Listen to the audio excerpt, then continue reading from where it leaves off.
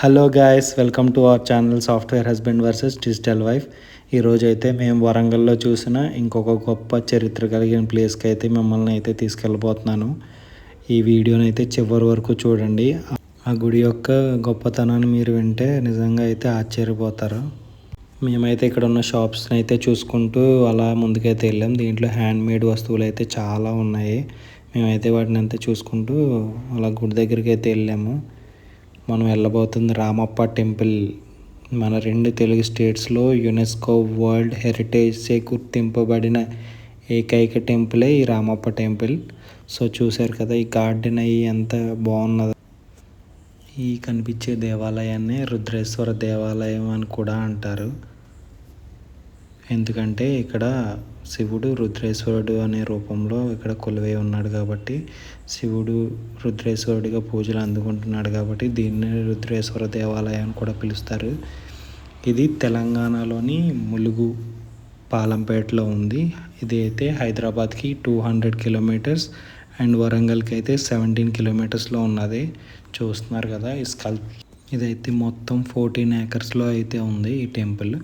దీన్నైతే 11th సెంచరీలో Kakatiya రాజు అయిన గణపతి దేవుడు అయితే దీన్నైతే నిర్మించారు. మీకు తెలిసే ఉంటుంది, గణపతి దేవుడి యొక్క కూతురే రుద్రమ్మదేవి. మీరు చాలాసార్లు వినే ఉంటారు. సో ఆయన పరిపాలనలో అయితే ఈ గుడిని అయితే నిర్మించారు.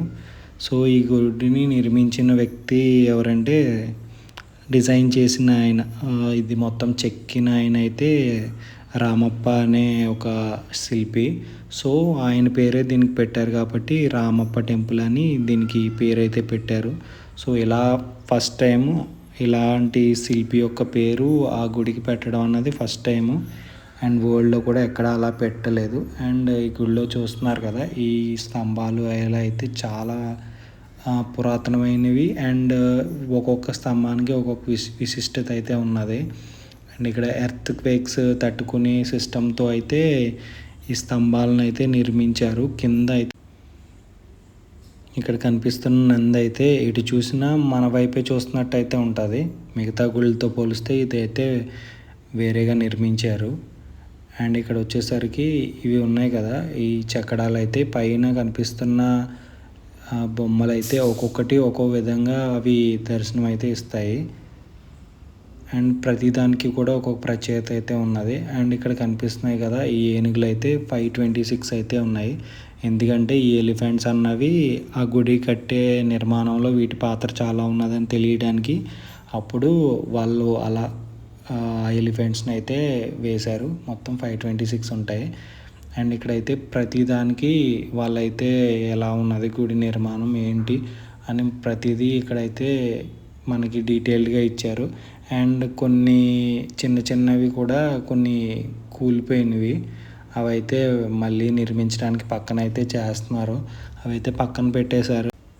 అండ్ ఈ టెంపుల్ యొక్క గొప్పతనం ఏంటంటే, ఎంత పెద్ద ఎర్త్ క్వేక్ వచ్చినా అయితే ఇది తట్టుకునేలాగైతే నిర్మించారు. ఎందుకంటే కింద శాండ్ బాక్స్ టెక్నిక్ అయితే యూస్ చేసి దీన్ని అయితే నిర్మించారు. నీటి మీద తేలియాడే బ్రిక్స్ని అయితే యూస్ చేసి దీని గోపురాన్ని అయితే నిర్మించారు. అండ్ ఇక్కడ చూస్తున్నారు కదా, ప్రతి బొమ్మ కూడా విరిగిపోయే ఉంటుంది. ఎందుకంటే ఏ చిన్న డ్యామేజ్ ఉన్నా ఉపయోగించకూడదు అని మన హిందూ సాంప్రదాయంలో ఉన్నది. అప్పట్లో కాకతీయ రాజుల్ని ఓడించిన మహమ్మద్ బిన్ తుగ్లక్ వీటిని అయితే ప్రతిదాన్ని విరగొట్టారు. జస్ట్ పైన కనిపించి ఒక్క బొమ్మ మాత్రం అదైతే విరగొట్టలేదు. మిగతావన్నీ ఎక్కడికక్కడ ముక్కులు తీసేయడం, చెవులు, హ్యాండ్స్ విరగొట్టేయడం ప్రతి బొమ్మకి అలాగే చేశారు. ఎందుకంటే పూజించడానికి అవి అర్హత ఉండవు కాబట్టి అలా చేశారు. కానీ ఇవన్నీ ఇలాగే ఉన్నాయి కట్టడాలు. వాళ్ళు ఎంత డిస్ట్రాయ్ చేసినా కూడా ఇలాగే ఉన్నాయి. అండ్ చూస్తున్నారు కదా, ప్రతిదీ హ్యాండ్మేడ్ చెక్కినవి. చాలా బాగున్నది అసలు గుడి అయితేని. అందుకే యునెస్కో వరల్డ్ హెరిటేజ్లో ఇదైతే పేరు సంపాదించింది. అండ్ ఇక్కడైతే మనం చూడదగిన ప్లేస్ అయితే ఇది. అండ్ వరంగల్ ట్రిప్లో నాకు నచ్చిన ప్లేస్ కూడా ఇదే. అండ్ మా ఫ్రెండ్స్కి కూడా చాలా నచ్చింది. అండ్ మీకోసం ఇలాంటి వీడియోస్ ఇంకా ఎన్నో వస్తూ ఉంటాయి. సో మన ఛానల్ని అయితే సబ్స్క్రైబ్ చేసుకోండి. ఇలాంటి కొత్త వీడియోస్ కోసం ప్లీజ్ సబ్స్క్రైబ్ అవర్ ఛానల్.